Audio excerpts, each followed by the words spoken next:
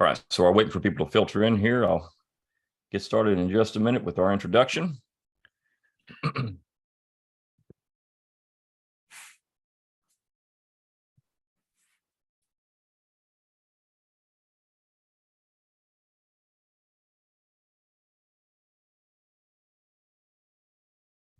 right, ladies and gentlemen, welcome to the Abbeville Institute, and this is our January 28th Zoom webinar. We're pleased to be joined by Adam Tate on the topic of antebellum Southern conservatism. Adam Tate is a professor of history at Clayton State University.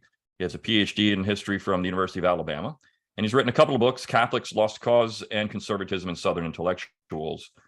Just want to remind you as we go through this webinar, you can ask questions by using the Q&A button, or you can use the chat feature to the right. So that's another way to ask questions if you would like. We are pleased that you're joining us today.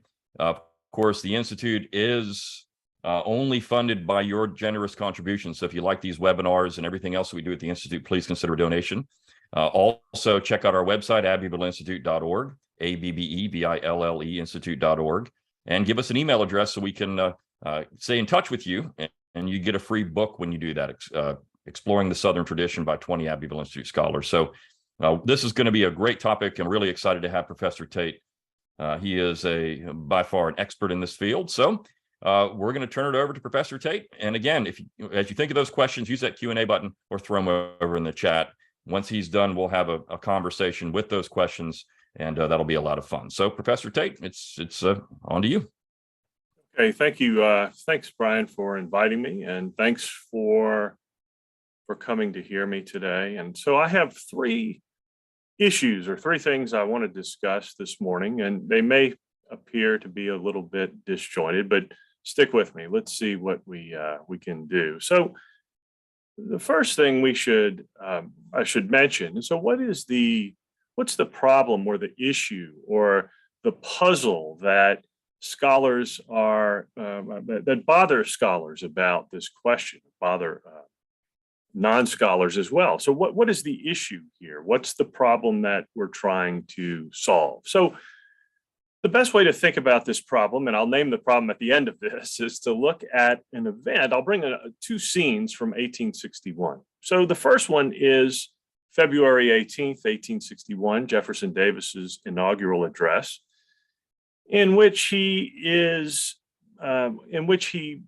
lays out, or not a very long speech, but a speech to put the new Confederacy, so to speak, in context.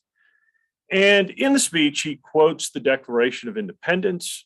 He places the cause of the Confederate States of America in the same realm as that of the Revolutionary generation in 1776. And he also seems to imply that he's not doing anything new.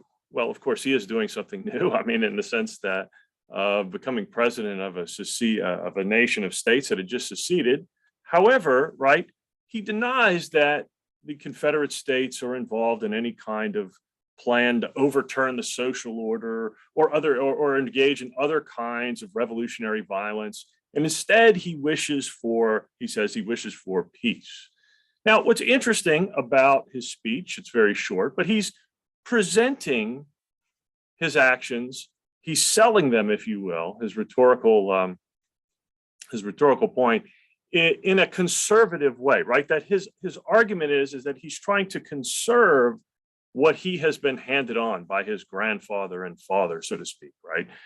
In other words, he is trying to preserve the American tradition. Now, this is an interesting rhetorical tactic, and of course, it does serve his interests, we could say, by saying that he's not doing really anything new, right? He doesn't want to appear to be kind of a wild-eyed radical. Now, what does this mean in this speech, right? Well, Marshall DeRosa's book on the Confederate Constitution is perhaps very helpful here, because Davis's rhetoric, and much of the rhetoric in the spring of 1861, was that the Confederacy was trying to conserve the ideas of their Jeffersonian fathers, if you will, right? That the Confederate Constitution, in some ways, is a conservative reflection of Southerners within the Jeffersonian tradition on the American experiment since 1789, right? That was the year the Constitution went into effect. Okay, now hold that thought. We'll come back to it. So the second incident from 1861 is a couple weeks later, March 4th, 1861, Abraham Lincoln's first inaugural address. And so Lincoln is placed in a pretty difficult situation. He is being sworn into office, and Davis has already given his speech a few weeks before, right? The Confederacy is there. Lincoln's confronted with this issue of what is he to do, right? Now, he spends the first part of the address, if you read it, it's longer than Davis's address, but the first part of the address, remember, he talks about that he has no intention of interfering with slavery where it exists. And then he moves for several pages discussing a kind of the nationalist interpretation of the Constitution, right? So in other words, he's defending or he's arguing against, let's say, the Jeffersonian interpretation that Davis had just put forth a couple weeks before. Now, what's interesting is that after some time in the speech, he then stops, so to speak, and he says, he has this famous quotation, and you see it quoted all the time. He says, "One section of our country believes slavery is right and ought to be extended, while the other believes it is wrong and ought not to be extended. This is the only substantial dispute." Now, the listener wonders, or the reader, the reader of the speech, wonders if this was the only issue, that is the morality of slavery, essentially. Then why did Lincoln spend so much time trying to refute Southern constitutionalism in the first part of his address?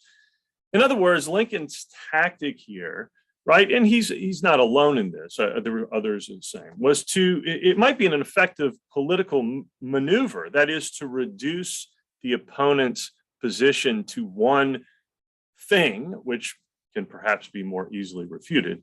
But we shouldn't simply assume that this is an accurate historical claim, let's say, about antebellum Southerners. We know this tactic, and here's the problem, reductionism, very well. Both sides of American politics use this today, right? We hear them all the time. So propose budget cuts and you want to starve the children, or propose restrictions on weapons sales and you want to confiscate every gun in America, whatever, right? So both points, but people who reduce things, right, politically, tend to exaggerate in order to isolate their opponents, make them seem silly, foolish, right? And they disregard often the real arguments that are being put forward. Okay, so obviously, slavery was a serious issue in 1860, 1861. Nobody at the time denied it was, but instead of reducing the position of the Confederacy or the Southerners that are arguing for this to simply the moral question of slavery, I would argue that there are other issues there that animated Southern conservatism. Slavery is an issue, as I'll bring it back into focus a little later. Okay, so let's think about how would we rediscover these issues. Okay, so the first, our puzzle, our issue is this tendency of reductionism, right? So this was a political tactic in the 19th century that Southerners would say, they would say their piece, they would make political points or such, and the response would be, well, that's just about slavery. It's just all it has to do is protecting their interests, right? And so therefore, their arguments are illegitimate and we shouldn't even take them seriously. Okay. All right, so what's a solution to this problem? So I remember, this charge of reductionism is often a political tactic, right? So what can a historian, so I'm a historian, so what would my argument be? What would my solution be? Well, it would be first a historical approach that tries to understand the issues as the actors, the historical actors themselves understood them, and try to avoid presentism, my own judgment, yay or nay, for these people, and try to understand them, right, in their context. Okay, so remember, the historical method or the historical approach recognizes two important things: change over time, and then that context is important to understand the meaning of ideas and events. And so we have to kind of keep both of those ideas and both of these insights in mind as we explore the topic. All right, so let me talk about point two, kind of my solution, if you will. What's my argument? Well, if we look at if we take a historical response from 1789 up until 1861, that's a long period. It seems to me, at least, that Southern conservatism moved chronologically, if you will, in three stages, or there's three stages we can kind of trace through this period. Now, notice my classifications are a bit arbitrary. That is, they are my interpretation of reading these sources and trying to understand this topic, but they seem to capture some main concerns that might, right, that seem to always resonate in American political culture. All right, so let's talk about stage one, if you will. What's the first movement? Well, the first movement seems to be the Jeffersonian tradition, which you could date from about 1790, when you have Hamilton and Jefferson debating in Washington's administration, all the way up to, let's say, 1825, when James Monroe leaves office, right, as the last of the three Jeffersonian presidents who come one after the other. Okay, so what are the Jeffersonians interested in here, right? So we see several themes here. The Jeffersonians create a constitutional interpretation, right, in which they are trying to preserve what they think the revolutionary republicanism in America was all about. That is, they wanted a decentralized political system. They wanted to keep a central government rather small and only focused on a few things. They want to keep a kind of a robust federalism at play, right? These are their main ideas, right? And so the Jeffersonians are focused in particular on how to interpret the Constitution. This is much of their tradition in the 1790s and in this early period, as you have Supreme Court decisions coming up that are challenging their views. You have people who had participated through the debates of the 1780s over the Articles of Confederation of the Constitution, right, ratification debates, moving on into the 1790s, debating the Hamiltonians or the Hamiltonian system and such, right? And so we could say that if we investigate, and many scholars have done this, if we investigate the sources of their thought, we can see that the Jeffersonians had many influences, right? So the Republican thought, English Republican thought, ancient constitutionalism, law of nations theory, British Enlightenment thought, they have all kinds of things coming in to influence them, right? Okay, so, all right, now, so the second stage, or we could say maybe a second generation, if you will, and again, this is a little arbitrary on my part, but the second interest seems to be the Western movement and Jacksonian democracy, right? So in reading over the sources, what is interesting is that you see in the 1830s, late 1820s, 1830s, 1840s, political rhetoric changes a bit and such, right? And anyhow, one of the questions that I found interesting in reading things is that when you have Southerners moving into what was known as the Old Southwest, Alabama, Mississippi, these areas, right, that there was a new question, and that was how to keep order, how to build communities, right? So we see a number of Southerners commenting they see a battle between kind of the forces of anarchy, if you will, where there's no order, it's just complete chaos, versus community. So one of the questions we could ask, or they ask, well, how could you be conservative if you uproot every 10 years and move further away, right? So where is this sense of place? We also see in this kind of generation, or this time where they're thinking about these questions, that federalism is seen as a real space, creating a political space for state governments to play a role, perhaps in stabilizing societies or institutions. And we see a concern with kind of strengthening society, if you will, right? So questions of social order, tradition, community, these kinds of things are very interesting, right? And so I hate to even use this term, but we could see this maybe as that people are talking about kind of a social conservatism, if you will. I mean, maybe that's an analogy we could use. Maybe I'm exaggerating a bit, but the point is that we have, it seems to me that in this era, we have to understand that place matters, right? In some ideas of the South, certain ideas are more pressing and are discussed more frequently than in others, right? And as we're moving westward in the early 19th century, we have people founding kind of new societies, new communities and such. And so these questions of how do I build this society? What kind of order do I have? What's the importance of community? All of these questions that animated, for example, early 20th century Southern writers, right? These are seemingly significant questions at this time. Okay, now I think that the third movement in the antebellum period is what we could call nationalism, right? The nationalist movement. And that is, it particularly grows strong from 1848 afterwards. So 1848, of course, is a significant year in world history, right? Revolutions in Europe are occurring. They're noticed by Americans.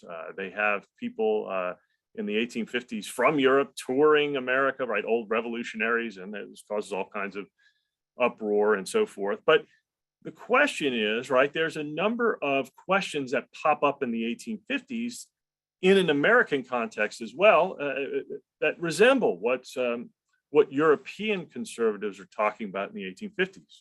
So, for example, is a stronger government necessary to protect freedom from dangerous radicals? Is merely invoking natural rights, a la Thomas Jefferson in the Declaration of Independence, is that a solid basis for politics? Or thirdly, another one could be, right, we see this one particularly in the 1850s, are Southerners a people that need their own government, right? So this is a huge, this is very interesting. People begin to think about this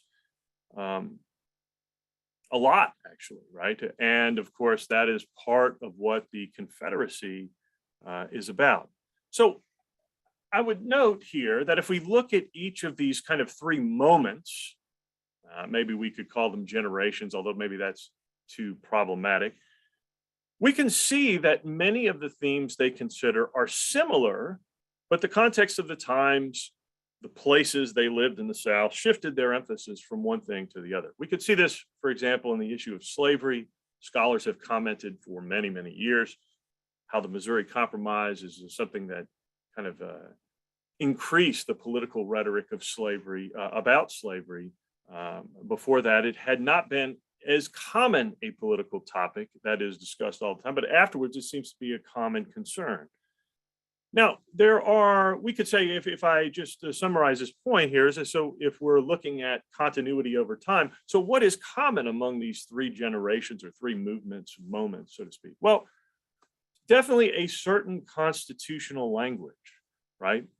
Which they derive from the Jeffersonians. We could say a limited government, healthy federalism, decentralization, right? These are common themes in the way they talk about the United States and its politics. So note, not all of their practical political positions, like their stance on this specific bill or this issue, are identical, right? They're not all the same, and sometimes they seem inconsistent, but generally the way that they framed these political questions was in this kind of certain constitutional language.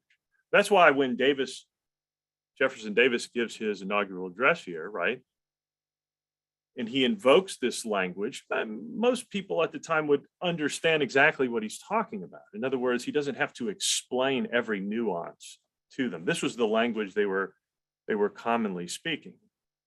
Okay, and what was different, however, about these generations? Well, it seems to me that what was different is that, for example, we have several things. What should society look like, for example?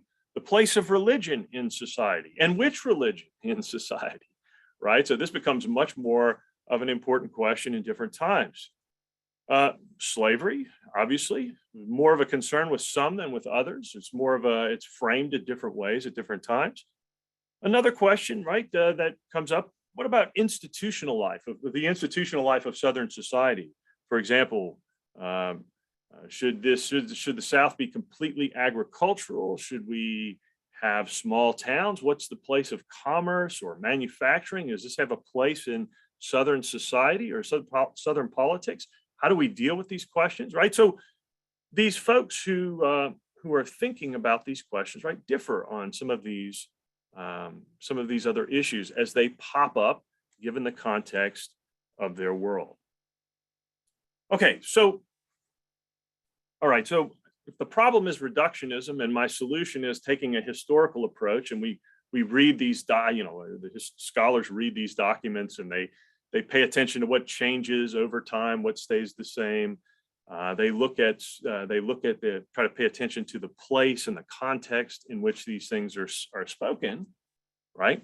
We can then, right? Then what I'll do next in my last few minutes, I'll give you about five, maybe I'll get about 5 minutes here, is try to demonstrate. So how would this method look like? So what am I talking about here? Okay, so what I decided to do was I would look, let's look at the context, I figured, of the 1780s, like the basis of how the Jeffersonian tradition, what's coming out, where does it come out of, right? So if we look back at the 1780s, what are the parameters of the debates that are going on? Or just of course, this is very brief and general.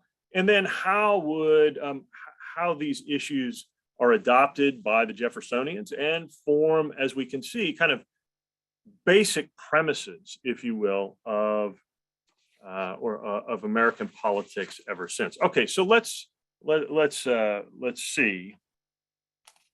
All right, so it seems that if you're reading the secondary and primary sources of the 1780s, you could see, hey, there seems to be kind of two broad points of view that are emerging after the revolution is over. And we could call these different points of view different things. So, but I'm going to use these terms. Other scholars have used them, but one side we could call the Republicans. And maybe this is kind of our proto-Jeffersonians, right? They're coming out of this movement. And then the others we could call the Nationalists, right? And so we could see this position coming out of the 1780s as well. So if we're reading these debates, what are they debating about? What are their issues? Okay, so the first one, seemingly to me at least, a basic question that they're asking is the question of how do we establish an order in our affairs, right? In our societies. And the Republican side argued that, well, look, order is usually created by the people themselves. They build an order. If you leave them alone, they'll create systems of order that come out of their societies and work for them. Whereas the Nationalists think that order has to be imposed, right, by some kind of central authority, by government. Okay, so I'll give you a couple of examples of quotations here. So think of the Declaration of Independence right at the beginning, right, where Jefferson, right, or the Declaration says, we hold these truths to be self-evident, that all men are created equal and such, right, that to secure these rights, governments are instituted among men, deriving their just powers from the consent of the governed. Okay, so notice how this kind of governments come out of the people, right? So in other words, it's the people creating their order for them. On the other hand, right, nationalists tended to say, well, you can't really let people do their own thing. They'll do bad things, right? They're oftentimes they're too corrupt. They will cause too many troubles and problems, right? And so you have to kind of force them to do what is good. So we could give a little line here from one of George Washington's letters. In 1786, he writes to John Jay, and he says, experience has taught us that men will not adopt and carry into execution measures the best calculated for their own good without the intervention of a coercive power. I do not conceive we can exist long as a nation without having lodged somewhere a power which will pervade the whole union in as energetic a manner as the authority of the state governments extends over the several states. Okay, so here's Washington saying, right, that no, you can't let people do their own thing. You'd have to coerce them, and we need a strong government because otherwise people are going to kind of go their own way and things will fall apart. Now, notice, we could multiply these quotations from the 1780s, right? But to this question in the 1780s, right after the Revolution, Americans are asking, so how do we establish order in our societies? One says, well, the people will do what's best for them. They'll kind of, they'll take it it'll come out of their societies and such. And the other says, no, we need some people in charge to tell others what to do, kind of set the order. People need to be coerced. Otherwise, they'll do bad things. Okay, so my point is that if we're reading these sources, we say, oh, yeah, those are two very different ways of looking at this question, right? Very different ways. They kind of form the poles, if you will, of opinion. Now, another question that pops up in the 1780s that we see different sides on is the question of representation, right? So Americans are saying, yeah, in the 1780s, like we want a Republican order where the people elect representatives. This is what we did during the Revolution. We're going to create this Republican system and so forth. And they write state constitutions and they revise them and they write the Articles of Confederation, this, that, and the other. Okay. So one of the issues that's constantly popping up in the 1780s is, yeah, okay, Republicanism, great. However, how can we trust our representatives?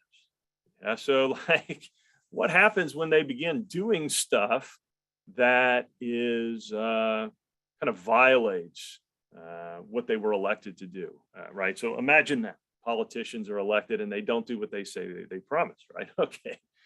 So again, both sides come up with different solutions. Now, remember, this is the 1780s, right? So here's one, let's see, I'll give you, Richard Henry Lee of Virginia, right? He's writing to Samuel Adams in 1785, right? He says, I think, sir, that the first maxim of a man who loves liberty should be never to grant to rulers an atom of power that is not most clearly and indispensably necessary for the safety and well-being of society. To say that these rulers are revocable and holding their places during pleasure may not be supposed to design evil for self-aggrandizement is affirming what I cannot easily admit.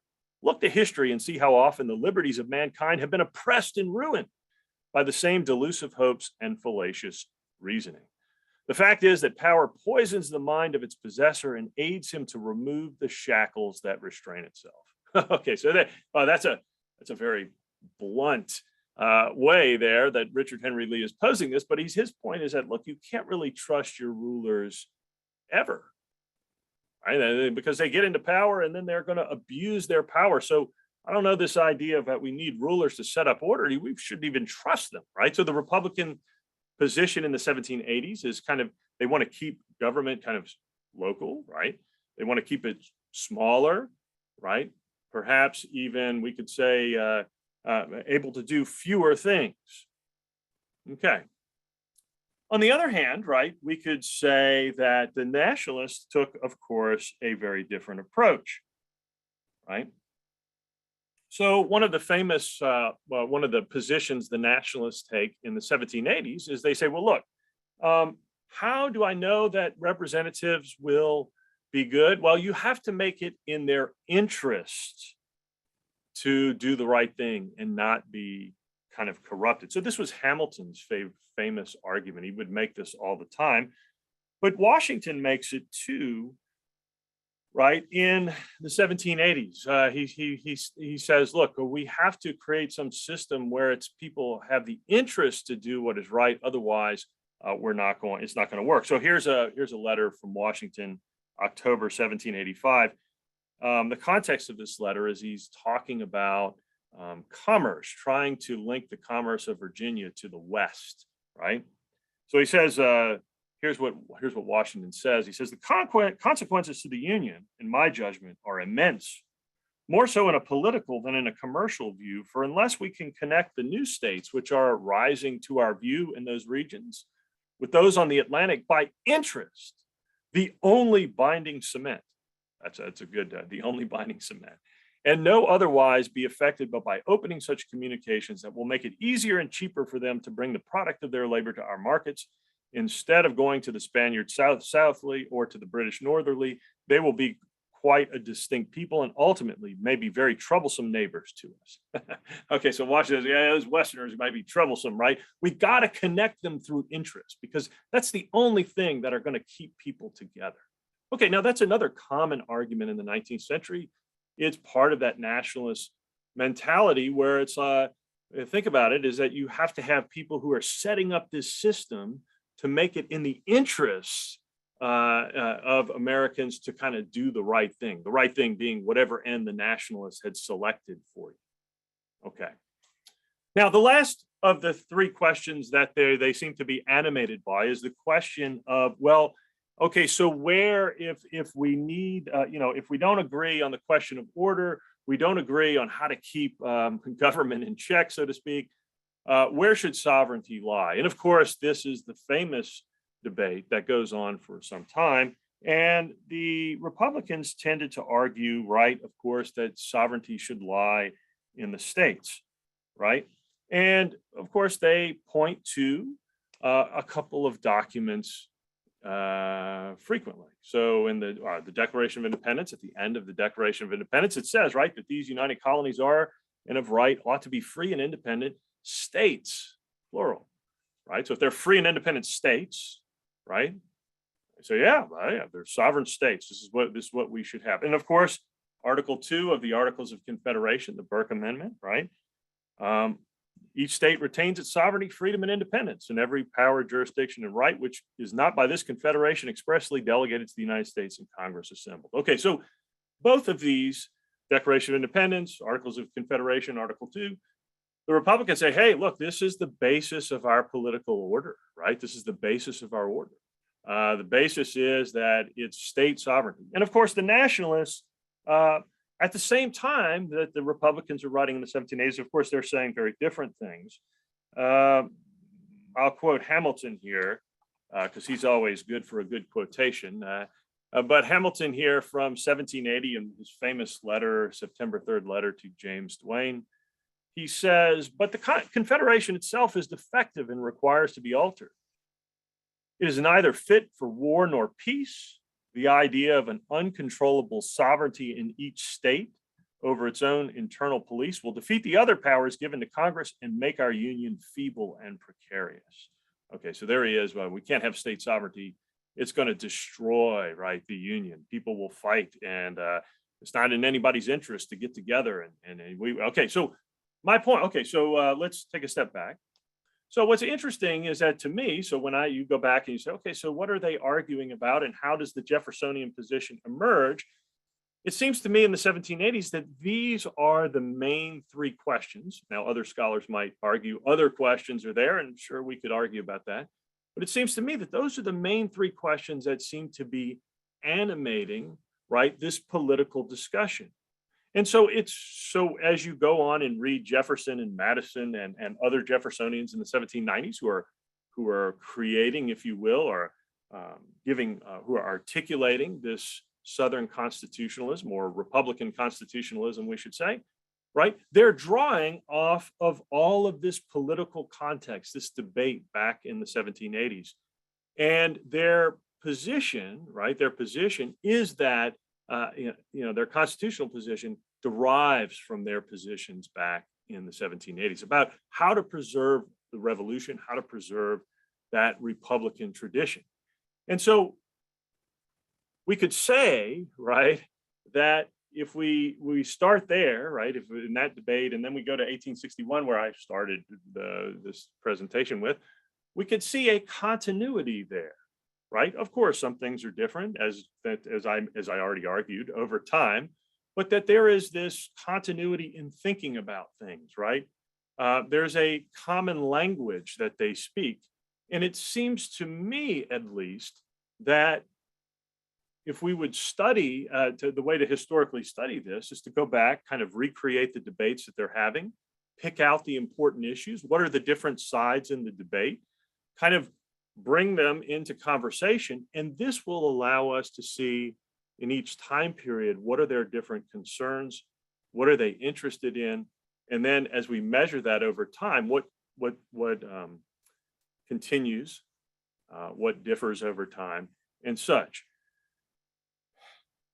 My point here, right? My last point. My point here then was to demonstrate in this last point a little approach to how we could understand this topic. We could do this for the other phases of that I talk about, of the movement, if you will, of Southern conservatism during the antebellum period, but that would take us much longer than we have this morning. So I appreciate you listening to me on a Saturday morning, and I will turn it back over to Brian. Well, thank you. That was excellent. And I like how you broke these things out into three different phases. One of the things that you mentioned, of course, is this continuity. That's the big thing. You have a continuity between Jefferson Davis and Thomas Jefferson.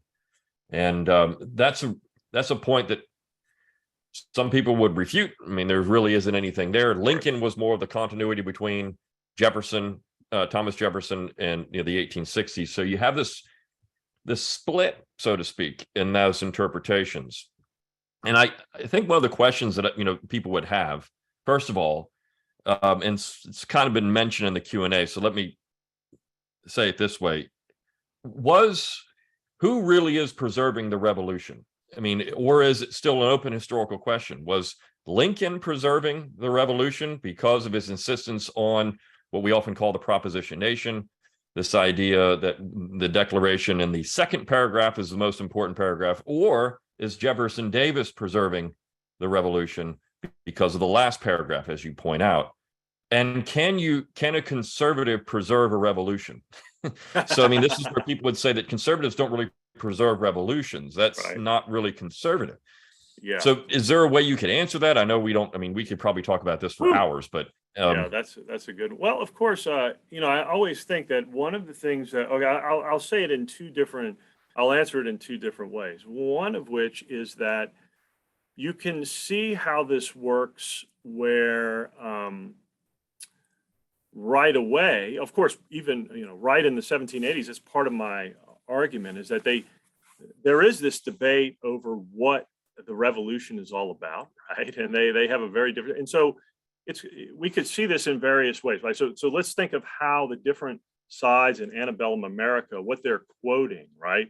So both sides can quote the Declaration of Independence, right? They can quote the last paragraph, free and independent states, for saying, look, the revolution was about state sovereignty and political order from the ground up, and limiting government through constitutions. And then there's others who quote that first, the first two paragraphs, natural rights, all men are created equal, and such, right? And so both sides do. And I think that there's a common rhetorical explanation for that.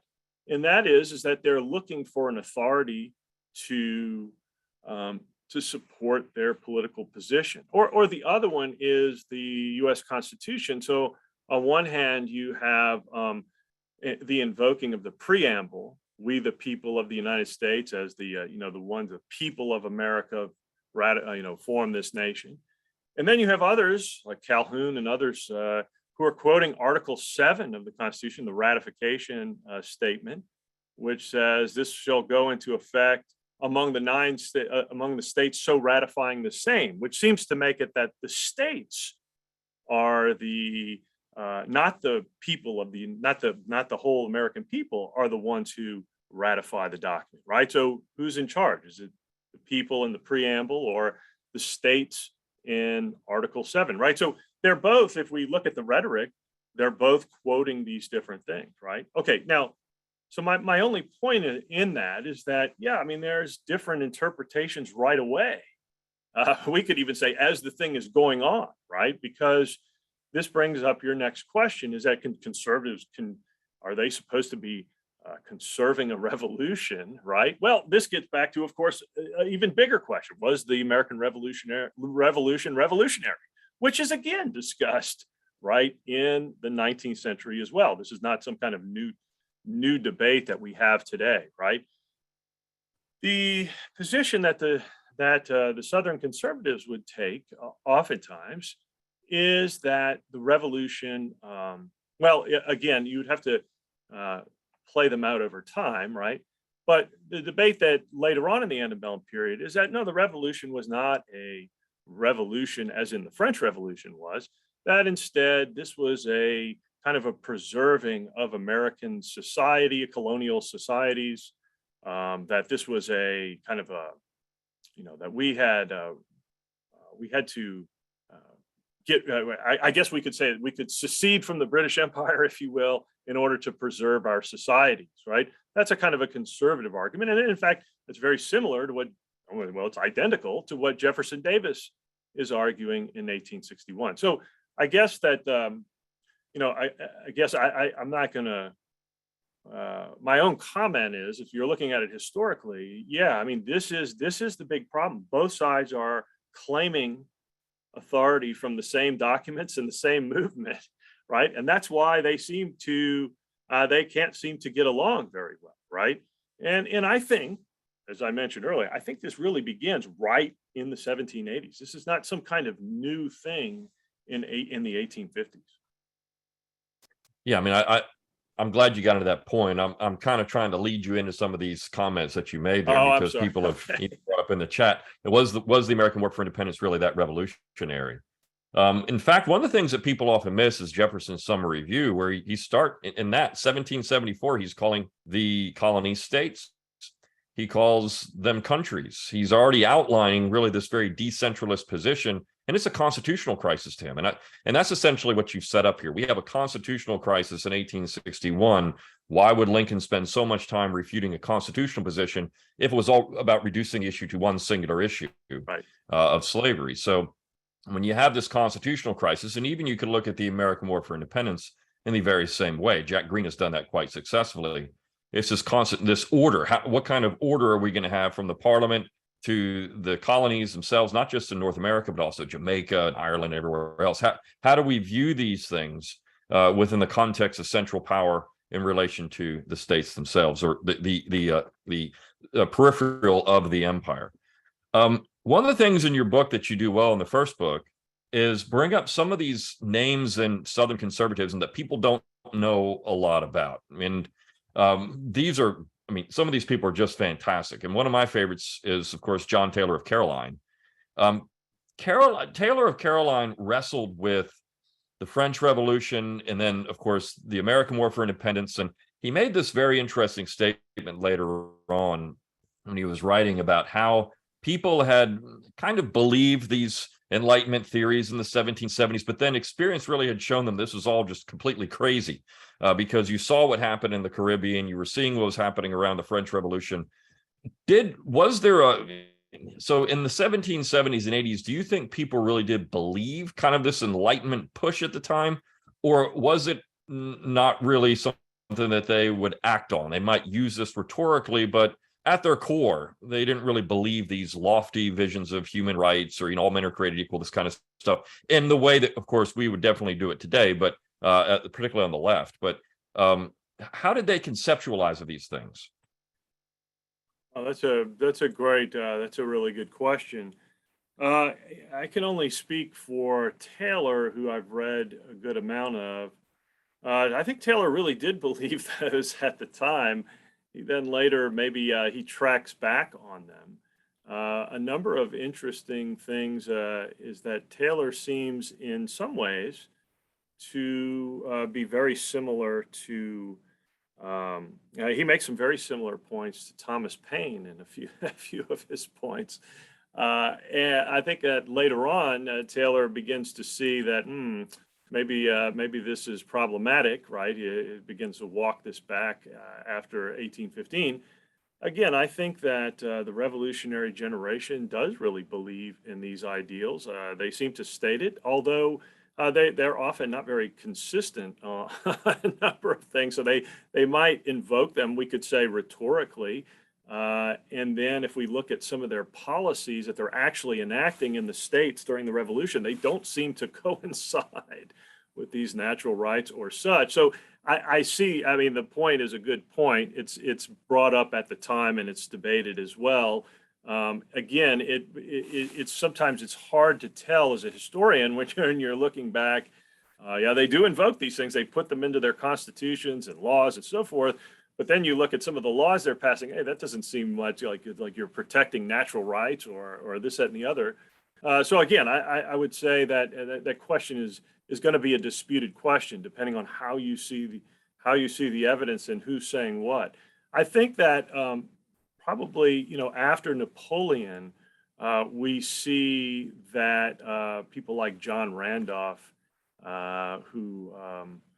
who's a Jeffersonian, right? Very kind of the most extreme of them, right? He definitely wants to walk back all of those ideas and say, those are very problematic. You know what I'm saying? So, yes, I would say that there's definitely a reconsideration of this. And there's also, right, this issue comes up in the 1850s because after 1848, you have a number of observers looking over to Europe and saying, "Oh my gosh, again, there's a debate in the 1850s. Oh, are the revolutions in Europe in 1848? Are these kind of like children of the American Revolution? Are we part of revolutionary Western civilization, if you will?" They didn't use that word, but you know what I'm saying. Or are these things aberrations that we should be afraid of and keep away from us, right? So, I mean, again, your point is a good one. I find it very interesting that these questions are still asked today. They're part of a running debate that goes back 200 years, we could say. Right. You bring up Randolph, which of course is fascinating because Randolph acted on, even though he's very conservative, if you want to say that there was this position of all men are created equal, Randolph acted on that in freeing his slaves. All right, he did. And he provided land for them in Ohio, which of course was a little difficult because Ohio had strict laws against some of these things. So, right. And Ohio being, in the north, but these are really big questions. And I think the reductionism, as you point out, is very important because that's not really a historical action. That's a political action. Right. Reductionism is political, not historical. And so as you seek to try to understand, you can't ever have a reductionist history. You're not really doing history, then you're doing politics. Right. And that's, I love that you pointed that out. Are there any other kind of, antebellum Southern conservatives that you focused on that don't really get a lot of press, that people don't know much about, but someone would say, you really should read about this person? One of my favorites is Nathaniel Macon. Nobody really knows much about Nathaniel Macon. Yeah. He's great. But is there anyone else that you think, that like Norman Risdor's The Old Republicans? Oh, yeah, that's a great book. Yeah. But is there anybody else you could kind of point to say, if you really want to get to antebellum Southern conservatism, particularly in, say, this first phase that you talk about, kind of the founding phase, and maybe a little bit beyond that, that's somebody we should focus on that nobody really says much about? Well, most of those guys have been pretty neglected, I would say, but certainly the old Republicans. Those are the ones who break with Jefferson over after his first term in office. And say that he's gone off the rails. He's too much interested in power and so forth. I think that, Macon is one of those. Norman Risdor's book is very good. And I think there needs to be a little more work on the networks of these people. Like, who are they all? How are they, where are they? How are they related and such? And if you read some of the letters of these people, they're corresponding with people all over the nation, but all over the country, but also in different parts of the South. Randolph, I really like, although you have to read most of his speeches are congressional speeches. and you better know English literature really well, because he makes all these references, and you say, "Oh my goodness, what is he talking about?" And he's, quoting from some scene from some book he read a few weeks back or something like that. Yeah, and again, that can give you a good flavor for those things. There's a lot of Taylor wrote a number of books, right, that especially after the War of 1812, that he is trying to explain Jeffersonian constitutionalism and apply it to different issues. His last book, or the one of his last books, the New Views of the Constitution, is one that he's trying to lay out how how Jeffersonian constitutionalism is based not just on some kind of abstract philosophy, but it's based on the history of the convention, Philadelphia Convention, and the ratification conventions. So in other words, he's trying to say, look, we might have philosophical differences about various things, but some of the questions we're asking about who's sovereign and what powers the federal government has seem to have answers that we can discern through history, through the study of history. So in other words, they're not just arbitrary, like, you say tomato, I say tomato, right? I mean, in other words, they seem to be, we could have an actual solution to some of these concerns if we look back at the record and see what they're doing. So again, that's something that's very interesting. It's written in the 1820s, and it seems to be an argument that has to be engaged, right? And it was. I mean, people discuss some of these things. But anyway, that's how I would answer that, Brian. Some people were asking about the 1850s, kind of this, you broke these out into phases, and you get to the 1850s and you've got the very famous blundering generation thesis. So all these people were just kind of stupid. They blundered into this war. When you look at some of the major actors, though, I wouldn't consider these people to be stupid on both sides. I mean, these were impressive people from both sections. Even when you deal with someone like, Charles Sumner, who I'm not a particular fan of, but Sumner was an impressive intellectual. He knew what he was doing. He was pressing an issue at all times. And he always had in mind, making New England America. And when you look at, and by the time you get to the 1850s and these constitutional questions, one of the questions was, can you point to any particular source in the 1850s where Southerners really start pressing this issue of we are being we need our own government? I know we had, of course, you had secessionists in the early 1850s, but we need our own government based on these kind of principles of Jeffersonianism. We have to have our independence because we're being pressed by an outside power. Forming communities, as you mentioned, in the 1830s. What kind of communities are we going to have? Can you point to anything there that you could say, yeah, this is certainly an area where they talked about it in this way? I know it's kind of putting you on the spot and it's hard to come up with that right off the top of your head, but if you have anything. Question. Oh, okay. Let me answer it. I probably don't have one thing for you, but I can give you kind of a generalized thing. So one of the things that I had done some research on the 1850s a few years ago, dealing with the aftermath of 1848, kind of what I was looking at it in religious newspapers, actually. And anyway, one of the things that I found very interesting is that many of these questions that we're asking, or you're talking about here, are talked about extensively in newspapers and journal literature. So I had read a number of newspapers, mostly religious newspapers in the 1850s, for dealing with different questions of research. And they're very interested in these questions of 1848.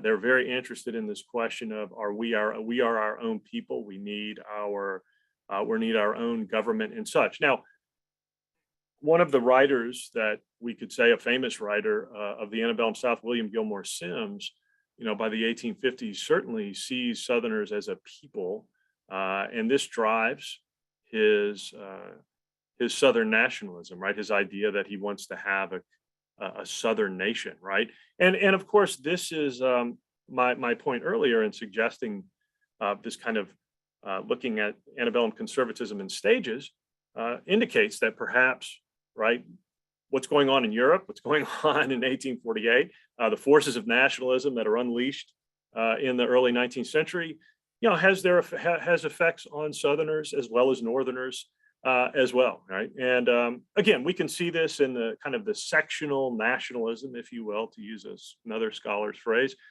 And we see this in the Jeffersonian period. It's New Englanders who are trying to, who they do have secession movements in New England, and New England politicians are arguing that we are America and we need to free ourselves from these crazy Jeffersonians. There is that movement there. There's a good deal of that thinking early on in the 19th century, but it usually doesn't come from Southerners. In that case, New Englanders were talking about those ideas. But in the 1850s, right, we see those ideas are more common, particularly in the South.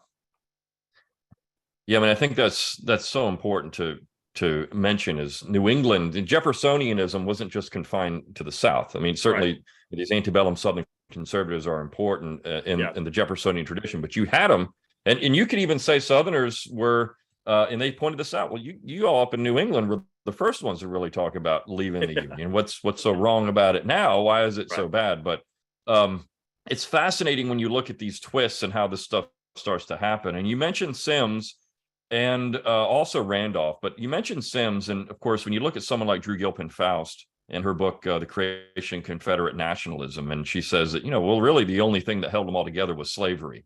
And again, that's kind of a reductionist argument, because essentially what you're arguing, there's a long view here. There's immediate, and then there's the long view of things. And Southerners were conscious of this by the time 1860 and 61 rolls around. They know there's a long period of time here, going back to 1215. They mention it. They talk about these things. We've had 600 years of this idea of local self-government, these rights of Englishmen, and then, of course, moving forward. So is Southern conservatism, a reactionary thing in the 19th century, late 18th century, or is it something that's based more on a long-standing view of history? How should we view history? Should we look at it in the long view or the short term? Is history just simply we have this event, cause and effect, or is it a long-term situation? Right. Yeah, boy, that's a great question. So, of course, that's I guess that intellectuals often do both, right? So, depending on what they're arguing or what they're going to what they've been pulled into, so to speak. Oftentimes, you see some of these Southern conservatives, of course, arguing about specific bills or pieces of legislation that were passed, and they don't really take a long view. I mean, they are trying to protect their interests, their constituencies, and such. But on the other hand, they do sometimes take a long view, where they're saying, "No, look, these principles are longer. It's more than these principles are about more than just this one issue or this one iteration. There's always going to be injustices and such." Right. And so we have to, but we have to stand for the long view of things, the long principles of things. So again, I think that conservatives tend to be those who take the long view of things, right? That they see themselves as part of a tradition. And so I think it's kind of clear in reading the sources, if you go back to the primary sources, that throughout the antebellum period, Southerners are invoking their tradition. One of the things that I found very fascinating in doing some research in the 1850s is that they're writing about all these Jeffersonians from 50 years ago. And sometimes they'll reprint a speech by them or tell a story about them. I found numerous examples of this from mentioning different stories about John Randolph, for example, in random newspapers throughout the South. In the 1850s, somebody will just pop a little story up about Randolph in the paper. I was like, what is that? It would be like if we were talking about some, politician from 50 years ago who nobody even remembers today. You see what I'm saying? It'd be like if we were using them for little words of wisdom here, right? But in other words, what I found interesting about that is Southerners seem to be in the 1850s, many of them, not all of them, but many of them are aware of a longer view of things. You see what I'm saying? Even a longer view in the American context. Like this goes back, right? And look, that's what Davis's inaugural address was. It goes back. We're going back. And Lincoln he's doing a similar thing. We could also say is that he's also trying to take a longer view, going back to the Revolution and the Declaration, right? And I think that's I think that that's part of the debate there, and part of why it's so fascinating to study this is because many of the questions we have today and still debate about, we see them being debated in the 19th century as well. Right. It's still a history wars, and you can It, look at it is a history there war. was a battle over history. Yeah, it's a battle over history. It probably never ends, Brian. But yes, it is, that is definitely the case.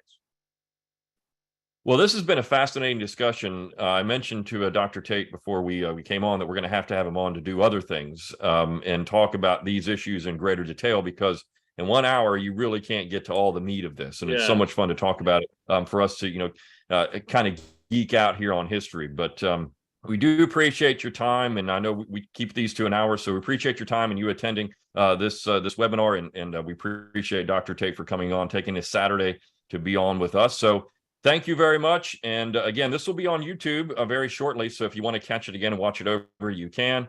Professor Tate, I hope you have a good Saturday, and we'll be in touch. Thank you. All right, everyone, have a good day.